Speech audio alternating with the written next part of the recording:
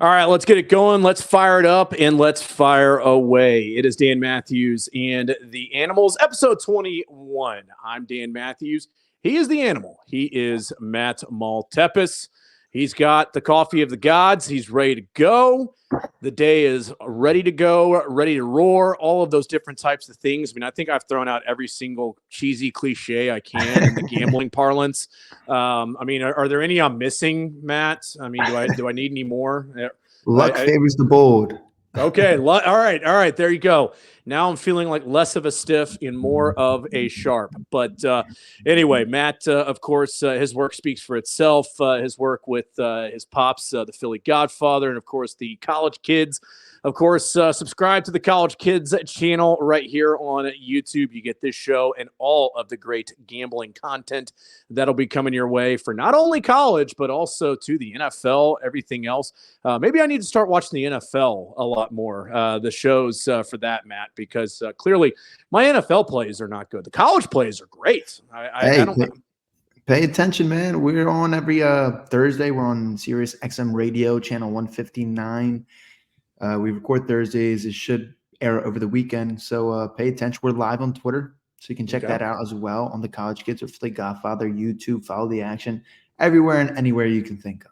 That's it. Love it. And of course, with Sirius XM, plug it into the presets and you are good to go. All right, 4 games, Matt, we're going to be going through. We are going to go through Georgia, Mizzou. We're going to go through USC-Washington. We're going to do Texas, Kansas State. And then we will cap it off with the game of the weekend. That, of course, being the one that is played every single first weekend in November, at least for now. We'll see what it's like in the SEC going forward. But that, of course, is LSU at Alabama. Let's start it off. Georgia, Mizzou.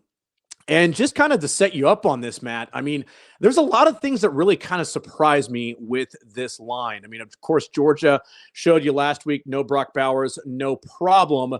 But they've had some injuries along the way on the offensive line. I guess getting Ladd McConkey back has helped. And Carson Beck is a guy, too, that I don't think enough people are talking about the season that he's putting together for Georgia as he got off to a little bit of a slow start, but has really started to get things going as of late. To lay it out for you, at least last night when I put my notes together, 15.5 is the line for Georgia.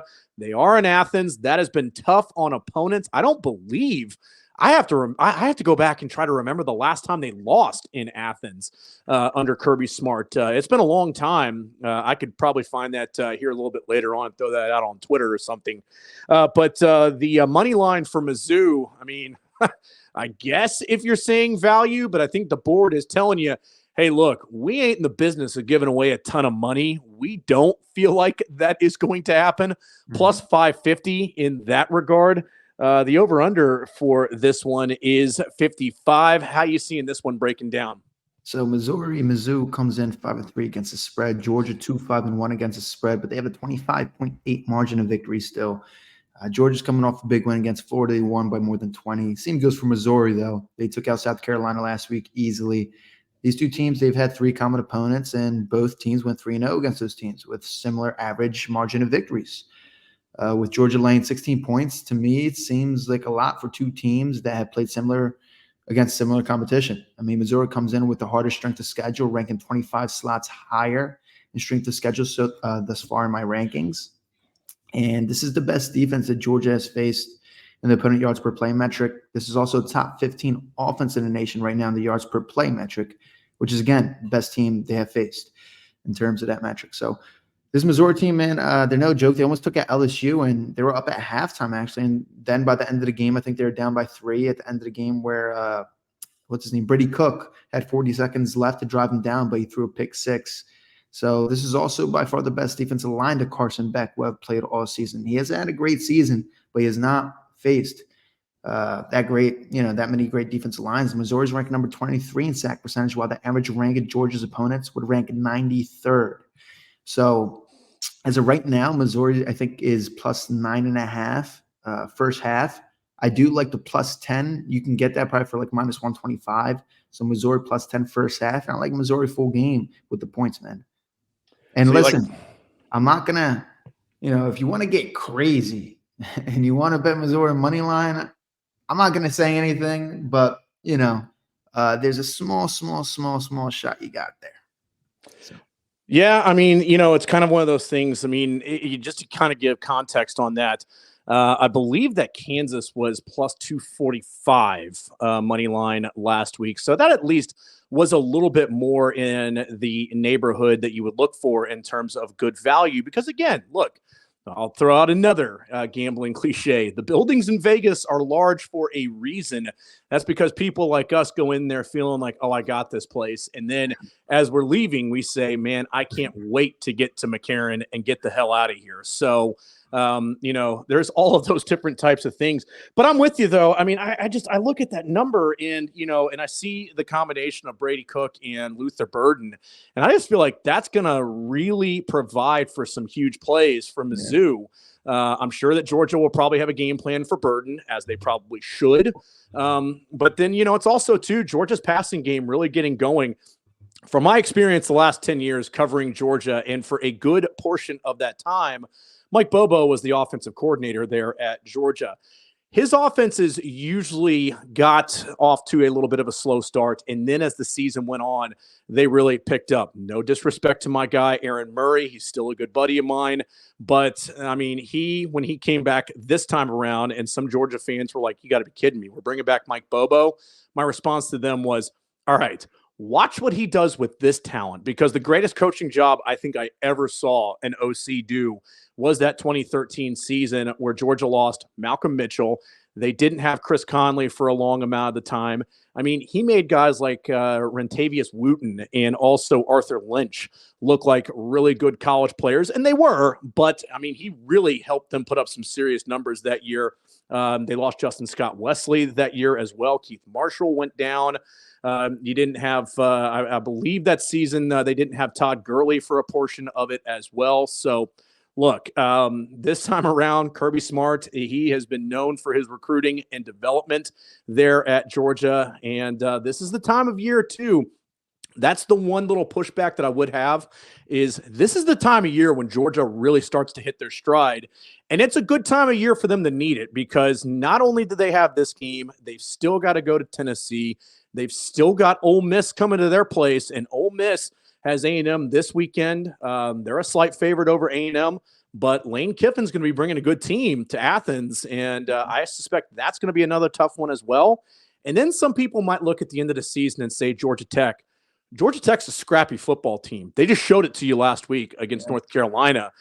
So if you just think that this is going to be the ho-hum every single year, Georgia just absolutely takes care of business against Georgia Tech, I think Brent Key and company, I mean, Haynes King is really starting to get things going for the Yellow Jackets. So this is going to be very much a tough stretch for the Dogs. So just recapping this one, you like Mizzou, 9.5 plus 10 first half. Go ahead. I'm sorry. Plus 10 minus 125. Okay, plus 10 minus 125. And then you also as well are leaning the game, the plus the points for Mizzou as well for the game as a whole. So a couple of plays on that one. Like it a lot. All right, let's go USC-Washington for this one. The numbers break down like this. Huskies, as of right now, 3-point favorite. And the Trojans plus 125 on the money line. I am kind of wondering where they're seeing this. The over-under is 76. That's a number right there, Matt. And tell me if I'm wrong here. I am hammering the over in that one because we know what USC is. They're an elite passing offense. They're an incredible passing offense. Their defense, god-awful. They almost gave up 50 last week to a not-so-good Cal team.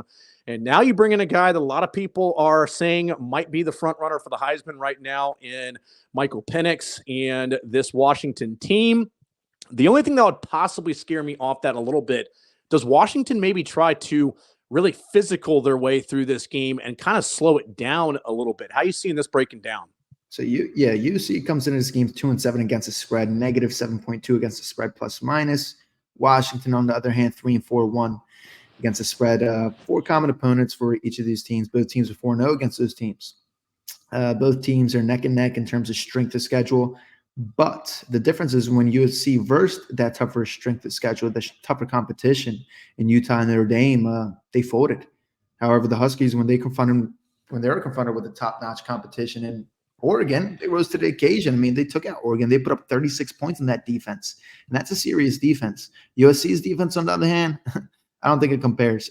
This game does have a high total, like you said, 75.5, 76.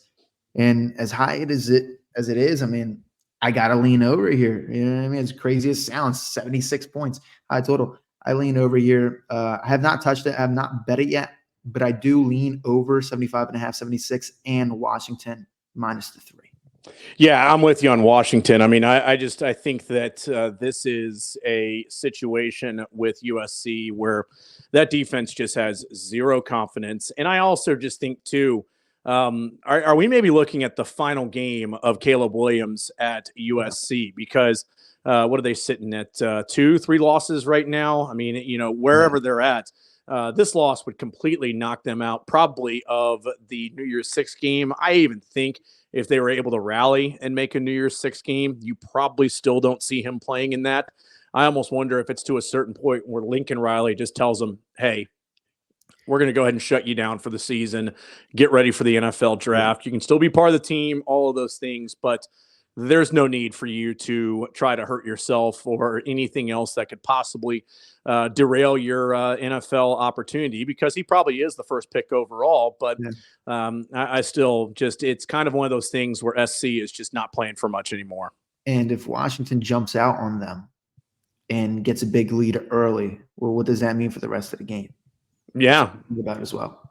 Yeah. I mean, no matter how good they are offensively, there's sometimes just the game getting away from you, and it's just insurmountable to be able to come back. So I see that 3 number, and I'm with you. I hammer that Washington minus 3 because Washington is by far, both sides of the football, just the better football team than SC.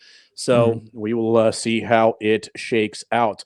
Let's move along into the Big 12. It's going to be the big noon kickoff on Fox in Austin. This is going to be a really good one, and this is going to be a true test.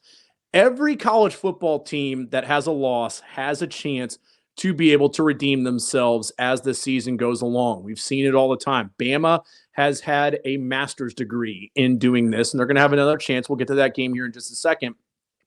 But Texas is very much in that category. They lost a game to OU that I think probably to a man and everybody in that program, they want to have OU again. And if they win this game, they get that chance again in the Big 12 championship game. If they lose this game, it's Kansas State, if I'm not mistaken, that has the inside track to be able to get back there and try to repeat as conference champions.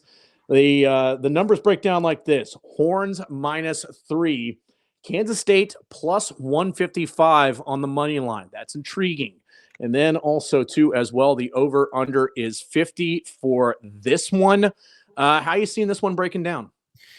So, yeah, man, Texas comes into this one 4-4 against the spread with an 18.5 margin victory. Kansas State on the other side, 6-2 against the spread with a higher margin of victory at 21.5.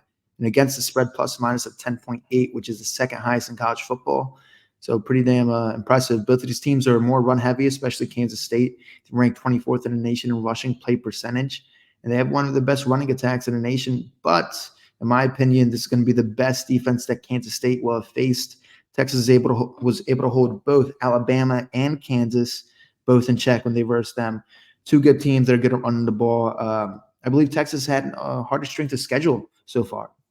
I mean, Kansas State does have 2 solid wins. They beat Texas Tech and TCU. But to me, I look at their 2 losses against Missouri and Oklahoma State, and I think to myself, I mean, Texas is better than all 4 of those teams. And both of those losses were on the road for the Wildcats. So I really can't see them going into the Longhorns, home and beating them. I bet Texas minus the 4 or minus the 3 if you can catch 3. Now, yeah, I mean, Texas for this one, I mean, like I said, a redemption game is a possibility. But also, too, I mean, playing at home where they've played incredibly well this season. Their one loss is the neutral site there in Dallas against Oklahoma. But it's also, too, I mean, it's been the huge games have not been an issue for Texas. It's been games on the road against TCU, which they're going to have next week, or against Iowa State. Teams like that, going on the road to Texas Tech, those have been the ones that in the past have been the issue for Texas. But if they're going to have an opportunity, because I said this locally on our show in Houston on Sports Talk 790, that Texas, if they went out and they go to the Big 12 championship game and they win the Big 12 championship game, I don't necessarily care who else is out there. I mean, the only way that they would not make the college football playoff is 4 undefeateds in front of them. If they're there, they're in. So, I mean, the path is there for Texas. They realize it and they see it. I think the only real wild card in this is, what's the Malik Murphy difference in this game? Do we see a Malik Murphy who might be overwhelmed by the situation? Or do we see a Malik Murphy that we've been hearing about from the Texas camp of very capable, can make huge plays, and can help this team win huge games? So I guess Saturday will definitely be the test that tells all. All right, let's close it out with this one. Bama LSU. And I got to give a shout out to my good buddy Bud Elliott, too, who is a fantastic college football analyst over at 24/7 Sports. Also, too, I believe it was the Golden Nuggets college football contest that he won last year. Wow. And posted the video of going to collect there in Vegas when he was there for Pac-12 Media Days. But he had a good line about this on Twitter. He said, it's an elite LSU offense against an elite Bama defense. It's a not-so-good LSU defense against a not-so-good Alabama offense. I mean, This is a game, too. We've seen games like this between these two whenever they've played, where Bama is a slight favorite. I think that is a legacy favorite, if you will, of just Bama and their history in this game. They're a -3 favorite. LSU is plus 138 on the money line. It's kind of right there in the same vein as Kansas State. The over-under for this one is 61. Now, here's where I go with the over on this one. If LSU is able to put up serious points, I'll say this right now, before you get into yours, Matt, and I hope I don't steal your thunder on this. LSU puts up 40+, they're winning this football game, because I don't see this Bama offense being able to get into a shootout with this team. If LSU's passing offense can get going and they are able to make some serious damage down the field, then I think that LSU wins this football game. But that Bama defense is nothing to be messed with here. So, again, I want to see how you feel about this game in terms of the over/under and working back from there. So yeah, both teams coming into this game 5-3 against the spread. LSU comes in with a higher margin of victory at 20.9, with Alabama's margin of victory at 14.1. LSU has a plus 3.7 against the spread plus minus, while Alabama's has a negative 2.6 against the spread plus minus. Both teams, if you look at their schedules, I mean, they've had some of the most difficult schedules in the nation, ranking top 5 from my analysis and strength of schedule. They've had 3 common opponents this year. Alabama 3-0 against those common opponents, while LSU is 2-1. Now, we all know LSU's offense is good, but this is by far, like you said, the best defense that LSU faced all season. But also at the same time, it's the best offense Alabama will have faced all season. The only team close to this level of offense was Texas, and Alabama lost to them. However, we are in Tuscaloosa, and it's never easy winning in Saban territory. I think the game's truly a toss-up, in my opinion, and I don't have anyone in this fight as of right now. But the more I think about it, I'm excited to see it unfold. But the more I think about it, I'm starting to lean LSU, man, because, like you said, if Alabama can't beat them in a shootout. You know, that's LSU's game. So I got to lean LSU right now. I haven't bet it, but stay tuned just in case we, release it on Twitter, whatever the case is. So follow us on Twitter at TCK_experience. Make sure to subscribe right here to the College Kids YouTube as well. Yeah, I mean, I'm with you on it. I feel like it's one of those things that, people will say strong defense.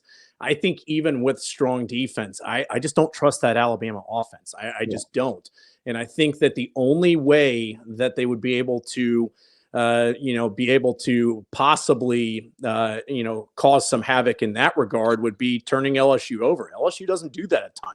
I mean, for all of the shots downfield that Jaden Daniels takes, he is still very careful with the football. Yeah. I mean, I'd love to see his touchdown to interception numbers, because I'm sure they're probably pretty wide in between in terms of one being lower and the other one being massively higher. So, I mean, that's going to be a key Yeah, and here's the other thing is I think the key for LSU's defense in this one is they're going to give up points. They're going to give up yards. That's going to happen, even with Alabama's offense being what they are. If they are able to get a couple of turnovers in this game, that is another advantage for LSU. So I'm with you. I feel like the advantages are to LSU in this one. So and not just that, but I mean, LSU a couple weeks ago, they versus Auburn, run heavy offense, right? And they held them to 18 points. Something to keep an eye on. Obviously, they have not performed up to expectation, giving up 39 to Missouri, 55 in Mississippi. But, this Alabama team isn't a team that's going to destroy you through the air. So something to think about. Like I said, if Alabama wins, it has to be a lower scoring game. I think if it's a higher scoring game, it's LSU that's winning, and the total's a little higher. Yeah. So I'm kind of leaning to LSU here as well. Yeah, for sure. Well, it's going to be a fun weekend nonetheless. We look forward to it, and we really enjoyed having a chance to get you ready for this college football weekend here. You got the plays, you got the material. Let's have another great weekend, Matt Maltepes, because we had a fantastic one last week. We gave out winners galore last week. So let's keep that momentum going on College Football Saturdays. I'm Dan Mathews. He's Matt Maltepes. This has been episode 21 of Dan Mathews and the Animals. Good luck this weekend. Like and subscribe. Do all of those different types of things. And we, of course, will be back on Tuesday to get you caught up on the weekend that was. And then, of course, this time next week, we get you ready for the weekend coming up. This has been episode 21 of Dan Mathews and the Animals. Good luck this weekend, everyone.